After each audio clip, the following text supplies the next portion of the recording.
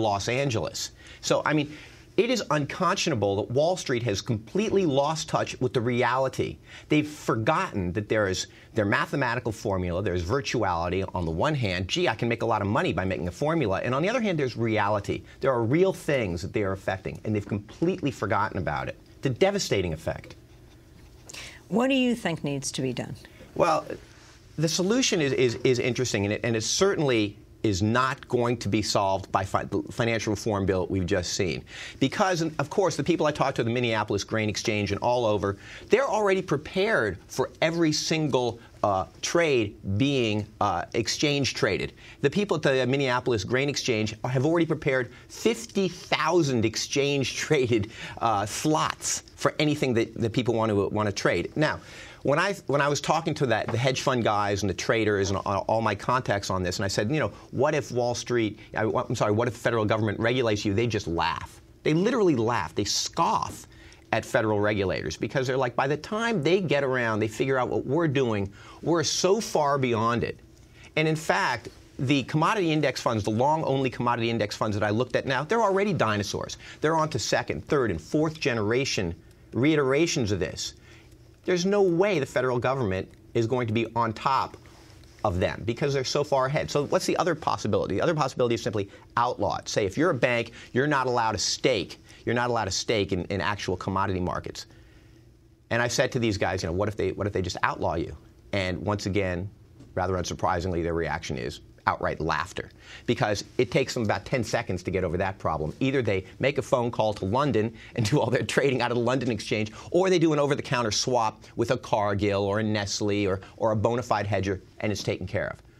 So what's the solution? I think the best solution that's been floated around in Washington and the groups I've been close to is an actual international or national grain reserve. I mean, we actually in this country, before this kind of mania of deregulation, had a farmer-owned grain reserve under the Clinton administration.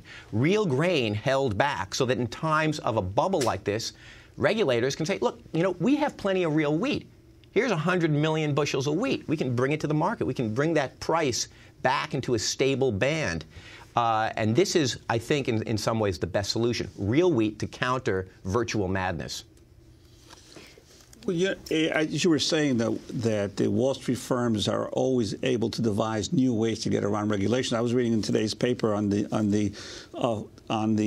new bill, the financial regulation bill, that the banks have already devised new methods. For instance, that they are no longer able to charge such exorbitant interest rates on credit cards, so now they're going to begin imposing fees on checking accounts. And they just come up with an immediate new solution to keep making huge amounts of money and getting around the regulators. So even with this reserve situation that you raise about creating grain reserve, are there potentials for the Wall Street firms to figure out a new way to continue to control and make money off the food supply? Well, I think the theory behind what you're saying, Juan, is called market capture.